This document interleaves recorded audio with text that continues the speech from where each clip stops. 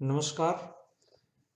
इससे पहले जनसंख्या से संबंधित कुछ एस्पेक्ट्स के बारे में हमने बात की है। जनसंख्या वृद्धि, जनसंख्या घनत्व और वितरण के बारे में पहले हम बात कर चुके हैं। आज इस वीडियो में हम जनसंख्या लिंगानुपात व आयु संरचना के बारे में बात करने वाले हैं। लिंगानुपात या लिंग संगठन किसे कहते हैं? स्त्रियों और पुरुषों की संख्या किसी देश की महत्वपूर्ण जनसांख्यिकीय विशेषता होती है। जनसंख्या में स्त्रियों और पुरुषों की संख्या के बीच के अनुपात को लिंगानुपात कहा जाता है। किसी भी देश या राज्य या क्षेत्र का लिंगानुपात निम्न सूत्र से हम ज्ञात कर सकते हैं, जिसमें प्रति हजार स्त्रियों पर पुरुषों की संख्या निकाली जाती है। लिंगानुपात किसी भी देश में महिलाओं की स्थिति के संबंध में महत्वपूर्ण सूचना होती है। लिंगानुपात का प्रतिकूल होना महिलाओं के साथ होने वाले शोषण एवं उनके आर्थिक सामाजिक स्तर के निम्न होने का परिचायक होता है। यानी जिन क्षेत्रों का या प्रदेशों का लिंगानुपात कम है, तो ऐसा माना जाता है कि वहाँ महिलाओं को पूर्ण अधिकार नहीं है और उनका आर्थिक और सामाजिक जो जीवन है उसमें योगदान कम है। विश्व के स्तर पे यदि आप देखें तो 2011 के कुछ आंकड़े हैं जिनमें बताया गया है कि विश्व की जनसंख्या का लिंगानुपात जो है वो 984 है, अर्थात प्रति हजार पुरुषों पर 984 स्त्रियां हैं। सबसे उच्चतम लिंगानुपात वाले जो देश हैं उनमें एस्तोनिया और लातविया हैं, जहां लिंगानुपात 1187 बताया जाता है। निम्न लिंगानुपात संयुक्त अरब अमीरात में बताया गया है, जहां यह 468 दर्ज किया गया है। एशिया महाद्वीप में लिंगानुपात अपेक्षाकृत निम्न है, कम है। चीन, भारत, पाकिस्तान, अफगानिस्तान जैसे देशों में यह चिंताजनक स्थिति पर है। दूसरी ओर यूरोपीय देशों, विशेषकर रूस में पुरुष निम्न संख्या में है। यह स्थिति इन देशों में महिलाओं के बेहतर जीवन स्तर को दर्शाती है। आप इस टेबल में देखेंगे विश्व के लिंगानुपात को, तो देखिए कि 2001 के बाद विश्व के स्तर पर जो लिंगानुपात है वो गिरा है 2 पॉइंट, यानी बहुत ज्यादा फर्क हमें देखने को नहीं मिला। लेकिन भारत के लिए सुखद बात यह है कि हमारे यहाँ पे लिंगानुपात बढ़ा है, 933 से 940 हुआ है। अन्य देशों में आप देखेंगे तो चीन में भी गिरा है, यूएस में भी कम हुआ है, इंडोनेशिया में, और कुछ अन्य देश हैं जहां कम हुआ है ये, जैसे नाइजीरिया है, वहां लगातार कम हुआ है। बाकी अन्य देशों में ये बढ़ रहा है। भारत में भी बढ़ा है, ये अच्छी बात है। ये भारत और उसके पड़ोसी देश हैं जहां लिंगानुपात की यदि स्थिति देखें तो चीन में लिंगानुपात है वो भारत से भी कम है। पाकिस्तान, बांग्लादेश, श्रीलंका, नेपाल, इन सभी में भारत से ज्यादा लिंगानुपात है। भूटान में कम है, म्यांमार में भी ज्यादा है, आप देख सकते हैं। तो भारत की स्थिति पड़ोसी जो देश हैं उनकी दृष्टि से थोड़ी कमजोर हम कह सकते हैं। भारत के लिंगानुपात की यदि हम बात करें तो 2011 की जो जनगणना हुई उसके अनुसार राष्ट्रीय लिंगानुपात में 7 अंकों की वृद्धि हुई, यानी 2001 में ये 933 था जो बढ़कर 940 हो चुका है। सर्वाधिक लिंगानुपात भारत में केरल राज्य में है जो 1084 है 2011 की जनगणना के अनुसार। ये जनगणना वर्षों में, विभिन्न जनगणना वर्षों में भारत में कितना लिंगानुपात रहा वो दिखाया गया है। आप देख सकते हैं 901 में हमारे यहाँ पे लिंगानुपात 972 था, जो 2011 में 940 है। लेकिन यदि इस बार डायग्राम को आप देखें तो देख सकते हैं कि 901 से लेकर और 971 तक ये गिरा है। लेकिन अच्छी बात यह है कि अब ये बढ़ोतरी की ओर है, ये बढ़ रहा है, तो ये अच्छी बात है। 2011 में ये बढ़कर 940 पहुंच गया है। ये 2001 में भारत के लिंगानुपात को कोरोप्लेथ विधि के द्वारा मानचित्र में दिखाया गया है और 2011 में भारत के लिंगानुपात को दिखाया गया है। इन मानचित्रों को देखने से हमें प्रतीत होता है कि जो हरे कलर वाले जो राज्य हैं उनमें लिंगानुपात ज्यादा है, और जो गहरे कलर वाले हैं जिसमें ऑरेंज कलर है उनमें लिंगानुपात कम है। तो आप देख सकते हैं कि ये वाला जो भाग है भारत का, यहाँ लिंगानुपात ज्यादा ठीक है, और ये जो राज्य हैं, ये पूरा एक बेल्ट है, यहाँ लिंगानुपात कम है, ये मध्यम दर्जे में है। और 2011 में क्या बदलाव आप देख सकते हैं कि 2011 में आप देखिए कि ये वाला जो भाग है यानी हरियाणा पंजाब है, यहाँ लिंगानुपात कम है, और यूपी में थोड़ा ठीक स्थिति हो गई है, यहाँ ये कम था, यहाँ बढ़ा है, तो ये अच्छी बात है। और ये वाला जो भाग है ये भी थोड़ा सा आप देखेंगे तो यहाँ की बजाय यहाँ ज्यादा ग्रीनिश लग रहा है, तो ये अच्छी बात है, हम बढ़ोतरी की ओर हैं। आप देख सकते हैं लिंगानुपात को। कुछ राज्यों के लिंगानुपात को यदि आप देखेंगे ग्राफ के द्वारा, तो आप देख रहे हैं कि बिहार में लिंगानुपात लगातार कम हो रहा है, आंध्र प्रदेश में एक जैसी स्थिति है, हरियाणा में कोई ज्यादा बदलाव नहीं, लेकिन यहाँ आके देखेंगे आप थोड़ा सा बढ़ोतरी की ओर है। कर्नाटक में भी, केरल में लगातार बढ़ रहा है, हमेशा से ज्यादा है केरल में। उत्तर प्रदेश में बहुत ज्यादा बदलाव नहीं देखने को मिल रहा है, राजस्थान में भी बहुत ज्यादा बदलाव हमें देखने को नहीं मिल रहा है, जो ग्राफ है वो बिल्कुल समानांतर सा है। उड़ीसा में ये गिर रहा है, महाराष्ट्र में बहुत ज्यादा बदलाव नहीं है, मध्य प्रदेश में भी कोई ज्यादा बदलाव नहीं देख सकते, पंजाब में थोड़ा सा ये बढ़ोतरी की ओर है, ये अच्छी बात है। तमिलनाडु में आप देखेंगे पहले गिरा है फिर बढ़ रहा है, जैसे राष्ट्रीय स्तर पे हुआ है वैसा ही यहाँ हो रहा है। वेस्ट बंगाल में आप देखेंगे कि लगातार ये बढ़ रहा है। तो कुछ राज्यों को देखने से हमें पता चलता है कि क्या स्थिति उन राज्यों में लिंगानुपात की रही है। असम में भी लगातार बढ़ रहा है, ये अच्छी बात है। राज्यवार यदि लिंगानुपात हम देखते हैं तो सर्वाधिक लिंग अनुपात वाले जो राज्य हैं उनमें केरल 1 नंबर पे है, तमिलनाडु 2 नंबर पे है, आंध्र प्रदेश 3 नंबर पे है, और मणिपुर 4 नंबर पे है, आप देख सकते हैं। और केंद्र शासित प्रदेशों में जिन प्रदेशों का सबसे ज्यादा है उनमें पुदुचेरी सबसे ज्यादा है 1037, फिर लक्षद्वीप, फिर अंडमान निकोबार। और निम्न लिंगानुपात की हम बात करें तो आप देख सकते हैं हरियाणा सबसे कम, जम्मू कश्मीर में दूसरे नंबर पे है नीचे की तरफ से, और सिक्किम तीसरे नंबर पे। और केंद्र शासित प्रदेशों में सबसे कम है दमन एंड दीव का, जो 618 है, बहुत कम है। यदि राष्ट्रीय औसत या अन्य राज्यों की दृष्टि से भी आप देखें तो बहुत कम दमन एंड दीव में लिंगानुपात हमें देखने को मिल रहा है। भारत में शिशु लिंगानुपात की यदि हम बात करें, सबसे पहले हमें ये जानना चाहिए कि शिशु लिंगानुपात होता क्या है।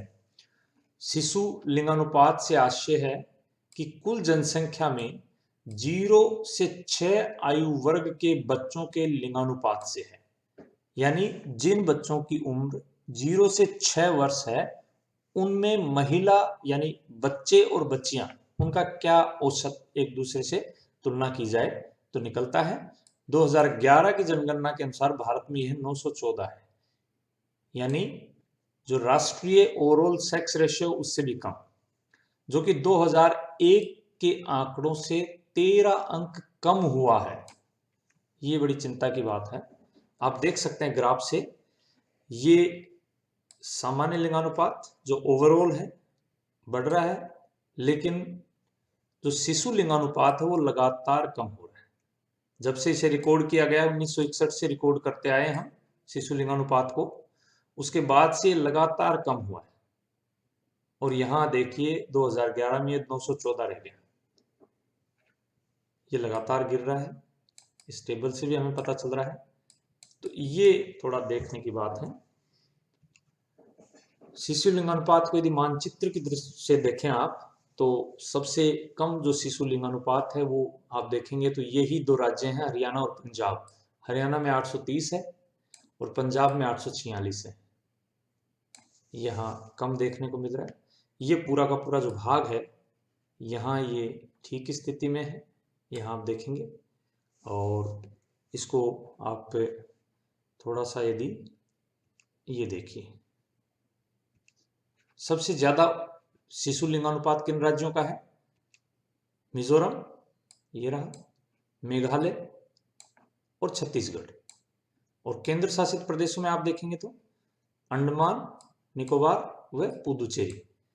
ये जो जिनको हरे रंग से सर्किल किया हुआ है वो राज्य या केंद्र शासित प्रदेश वो हैं जिनका शिशु लिंगानुपात सर्वाधिक है, और जिनको रेड से किया है उनका कम है। निम्न लिंगानुपात कौन कौन से राज्य हैं? हरियाणा, जैसा मैंने बता दिया, पंजाब और फिर जम्मू कश्मीर। और यदि केंद्र शासित प्रदेश आप देखें तो दिल्ली और चंडीगढ़। दिल्ली है वहां 866 है और चंडीगढ़ में 867 है।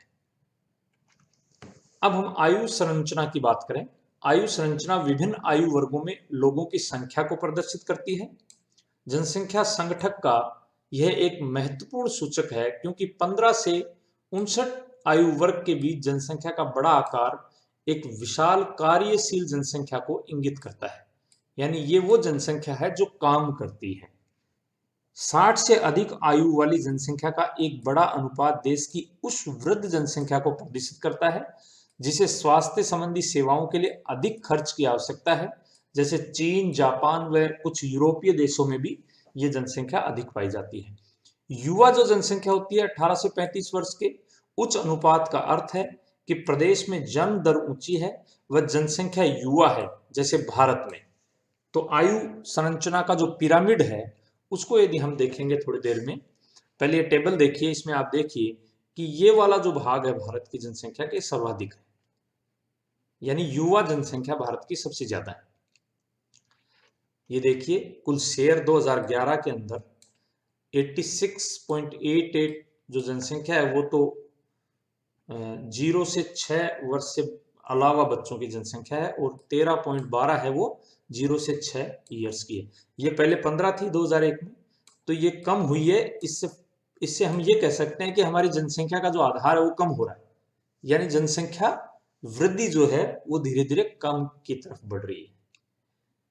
ये पिरामिड देखिए, जनसंख्या की आयु लिंग संरचना का अभिप्राय विभिन्न आयु वर्गों में स्त्री और पुरुषों की संख्या है। जनसंख्या पिरामिड का प्रयोग जनसंख्या की आयु लिंग संरचना को दर्शाने के लिए किया जाता है, हम जैसा जानते हैं। ये देखिए यहां स्थिरता आई है हमारे पिरामिड के अंदर, और बाकी ऊपर देखेंगे तो ये लगातार इस प्रकार से पिरामिड की तरह होता जा रहा है। और अन्य देशों में आप देखेंगे तो आप देख सकते हैं जनसंख्या पिरामिड की आकृति जनसंख्या की विशेषताओं को परिलक्षित करती हैं। प्रत्येक आयु वर्ग में बायां भाग पुरुषों का तथा दायां भाग स्त्रियों को प्रतिशत प्रदर्शित करता है। ये विस्तारित होती जनसंख्या को बताता है। इस प्रकार का पिरामिड नाइजीरिया इसका उदाहरण है कि यहाँ की जनसंख्या विस्तारित होती हुई है, यानी अभी भी वहां पे ये देखिए बेस जो है इसका जो आधार है वो फैला हुआ मिलेगा, बड़ा मिलेगा, तो इसका मतलब वहां जनसंख्या अभी बढ़ेगी। और स्थिर जनसंख्या, ये देखिए ऑस्ट्रेलिया की जो पिरामिड है ऑस्ट्रेलिया का, उसमें देखिए नीचे की तरफ आप देखिए कम हो रही है जनसंख्या और ऊपर ये ज्यादा है, तो ये स्थिर जनसंख्या हो रही है, क्योंकि बच्चे कम हैं तो आगे जाके जनसंख्या कम होगी। ह्रासमान कम होती जनसंख्या, आप देखिए जापान के अंदर आप देखेंगे तो ज्यादा एज के जो लोग हैं वो ज्यादा मिलेंगे आपको, और नीचे जो बच्चे हैं वो कम मिलेंगे, ये इस प्रकार से।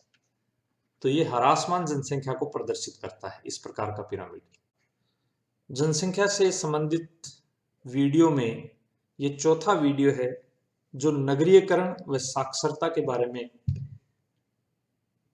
बात करेगा। भारत में नगरीयकरण की स्थिति और साक्षरता की क्या स्थिति है उसके बारे में हम इसमें बात करेंगे। ग्रामीण और नगरीय जनसंख्या का जो संगठन है, जनसंख्या का ग्रामीण और नगरीय में विभाजन निवास के आधार पर होता है। ग्रामीण और नगरीय क्षेत्रों में आयु लिंग संगठन, व्यवसायिक संरचना, जनसंख्या का घनत्व तथा विकास के स्तर अलग अलग होते हैं। सामान्य रूप से ग्रामीण क्षेत्र वे होते हैं जिनमें लोग प्राथमिक क्रियाओं में संलग्न होते हैं, और नगरीय क्षेत्र में वो होते हैं जिनमें अधिकांश कार्यशील जनसंख्या है वो गैर प्राथमिक क्रियाओं में संलग्न होती है। भारत में नगर की जो परिभाषा दी है यानी नगर किसे कहा जाएगा? भारत में नगर की परिभाषा हेतु भारतीय जनगणना आयोग ने कुछ मानक निर्धारित किए हैं। पहला क्या है? वह समस्त गृह तथा क्षेत्र जो किसी नगर निगम, नगरपालिका, छावनी, नोटिफाइड टाउन एरिया के अंतर्गत पाए जाते हैं, या उस क्षेत्र विशेष की जनसंख्या कम से कम 5000 हो, या 400 व्यक्ति प्रति वर्ग किलोमीटर जनसंख्या घनत्व पाया जाए, या वहां के 75% कार्यशील पुरुष गैर कृषि कार्यों में लगे हों। यदि ये चार में से कोई भी पैमाना कोई नगर या कोई भी स्थान पूरा करता है तो उसे नगर कहा जाता है। नगरों को अलग अलग वर्गों में बांटा गया है। भारत में जनगणना विभाग ने नगरों की जनसंख्या के आधार पर निम्न श्रेणियां हैं। प्रथम श्रेणी वो है जिस नगर की जनसंख्या 1 लाख या उससे अधिक है। दूसरी श्रेणी, द्वितीय श्रेणी है 50,000 से 99,999। तीसरी, तृतीय 20,000 से 49,999। चतुर्थ श्रेणी 10,000 से 19,999। पंचम श्रेणी 5,000 से 9,999। और षष्टम, छठी जो श्रेणी है वो 5,000 से कम जनसंख्या, यानी 6 विभिन्न श्रेणियों में भारतीय नगरों को वर्गीकृत किया गया है। भारत में नगरीय जनसंख्या वृद्धि की यदि हम बात करें तो आप देख सकते हैं कि 1951 से लेकर और 2011 तक भारत में किस प्रकार से नगरों में जनसंख्या में वृद्धि हुई है। यहाँ देखिए, जनसंख्या 1951 में नगरीय क्षेत्रों में रहने वाली जनसंख्या 62.4 मिलियन थी, जो अब 377.1 मिलियन हो गई है, यानी लगातार ये बढ़ती जा रही है। आप देख सकते हैं ये परसेंटेज है। प्रतिशत में यदि आप देखें टोटल पॉपुलेशन का रेशियो, तो टोटल पॉपुलेशन 1901 में आप देखेंगे तो 89% रूरल यानी ग्रामीण क्षेत्रों में रहते थे और 11% लोग नगरीय क्षेत्रों में, जो बढ़कर 2011 में 31.16% हो गया जो नगरों में रहने वाले हैं, और ये घट के 68.84% हो गया। तो ये आप देखिए ये बढ़ रहा है और ये लगातार घट रहा है। ये 1901 में ये स्थिति थी, ये ग्रामीण है, ये नगरीय जनसंख्या है। 2011 में ये नगरीय जनसंख्या है, ये ग्रामीण है। ये फर्क हमें देखने को मिला है। राज्यों को यदि आप देखें तो सबसे ज्यादा आप देखेंगे तो ग्रामीण लोग कहाँ रहते हैं? सबसे ज्यादा उत्तर प्रदेश में रहते हैं 155 मिलियन, फिर बिहार में, फिर वेस्ट बंगाल में। और नगरीय लोग कहाँ रहते हैं सबसे ज्यादा? नगरों में कहाँ रहते हैं? महाराष्ट्र में सबसे ज्यादा रहते हैं, उत्तर प्रदेश में, फिर तमिलनाडु में। और सबसे कम, ये संख्या की बात हो रही है, ग्रामीण क्षेत्रों में सबसे कम सिक्किम में रहते हैं लोग, फिर मिजोरम में, फिर गोवा में। और नगरीय क्षेत्रों में आप देखेंगे कि बहुत कम लोग ये अरुणाचल प्रदेश और मिजोरम। ये यदि प्रतिशत की दृष्टि से आप देखें तो सबसे ज्यादा प्रतिशत की दृष्टि से नगरीयकृत जो राज्य है वो है गोवा, 62.2% जनसंख्या नगरों में रहती है। फिर मिजोरम, फिर यूटीज में दिल्ली और चंडीगढ़। और निम्न नगरीय जनसंख्या कहां रहती है? हिमाचल प्रदेश में सबसे कम रहती है 10%, यानी ग्रामीण जनसंख्या सबसे ज्यादा कहां होगी प्रतिशत में? हिमाचल प्रदेश में, बिहार में, फिर अंडमान निकोबार केंद्र शासित प्रदेश की दृष्टि से देखें तो ये क्रम है उच्च नगरीय प्रतिशत और निम्न नगरीय प्रतिशत। आप देख सकते हैं। साक्षरता की यदि हम बात करें, किसी देश अथवा राज्य की साक्षरता दर वहां के कुल लोगों की जनसंख्या व साक्षर लोगों के अनुपात को कहा जाता है। देश की साक्षरता दर देश के सामाजिक आर्थिक विकास का परिचायक होती है। विश्व की सामान्य साक्षरता दर है वो 85% आंकी गई है। भारत में साक्षरता दर 7 वर्षों से अधिक, ये महत्वपूर्ण बात है कि हम हमारी साक्षरता जो दर है उसमें 7 वर्ष से कम उम्र के बच्चों को शामिल नहीं करते हैं। 7 वर्ष से अधिक आयु वाले जनसंख्या के उस प्रतिशत को सूचित करते हैं जो पढ़ लिख सकता है और जिसमें समझ से साथ साथ अंक गणितीय परिकलन करने की योग्यता है। ये हमारे यहाँ पे आजकल साक्षरता को देखने का पैमाना है। आजादी के समय भारत की साक्षरता दर मात्र 12% थी, जो बढ़कर 2011 में 74% हो गई। पुरुष साक्षरता 82% है और महिला साक्षरता 65% है। सर्वाधिक साक्षरता वाला राज्य कौन सा है? केरल। और न्यूनतम साक्षरता वाला राज्य है बिहार। ये राज्यों को आप देखेंगे तो आप देख सकते हैं कि ये वाले जो राज्य हैं, केरल है, मिजोरम है, इनमें सबसे ज्यादा साक्षरता दर है। और जैसे जैसे आप कलर को नीचे की तरफ जाएंगे तो ये जो राज्य हैं, ये भाग है और ये मध्य भारत का भाग है, यहाँ साक्षरता कम पाई जाती है। भारत में स्त्री पुरुष साक्षरता को आप देखें तो ये फर्क है। हमेशा से ही मेल जो साक्षरता है, पुरुष साक्षरता ज्यादा रही है और महिला साक्षरता हमारे यहाँ पे कम रही है। इन दोनों को, ये पुरुष साक्षरता और ये महिला साक्षरता है, ये पुरुष है। ये देख लीजिए, आप देख सकते हैं कि इन दोनों के अंदर रैंक यदि आप देखते हैं तो सबसे ज्यादा साक्षर जो राज्य है टोटल में यदि हम देखें तो केरल सबसे ज्यादा है राज्यों में, और केंद्र शासित प्रदेशों में लक्षद्वीप की साक्षरता सबसे ज्यादा है। फिर मिजोरम, त्रिपुरा, गोवा। सबसे कम यदि आप देखेंगे तो बिहार, अरुणाचल प्रदेश, राजस्थान और झारखंड। ये क्रम रहेगा नीचे से और ये ऊपर से। यदि पुरुष और महिला साक्षरता की हम बात करें तो पुरुष साक्षरता में लक्षद्वीप सबसे ज्यादा है, फिर केरल है, फिर मिजोरम है, फिर गोवा है। और महिला साक्षरता में केरल सबसे ज्यादा है, फिर मिजोरम है, लक्षद्वीप है, फिर त्रिपुरा है। इसी प्रकार से पुरुष साक्षरता में बिहार सबसे कम है, अरुणाचल प्रदेश, फिर आंध्र प्रदेश। और महिला साक्षरता में आप देखें तो सबसे कम कौन है? राजस्थान सबसे नीचे, और बिहार फिर है, फिर झारखंड।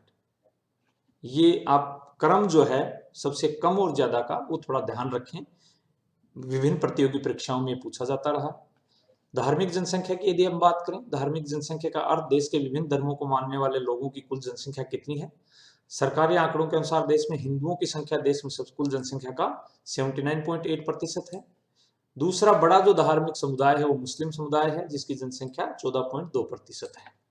25 अगस्त 2015 को भारत सरकार ने धर्म आधारित जनगणना 2011 के आंकड़े जारी किए, और इस टेबल से आप देख सकते हैं कि 2011 की जो जनसंख्या है उसमें कुल जनसंख्या में हिंदू जो हैं वो 79.8% है, मुस्लिम 14.2, तीसरे नंबर पे है ईसाई और चौथे नंबर पे है सिख।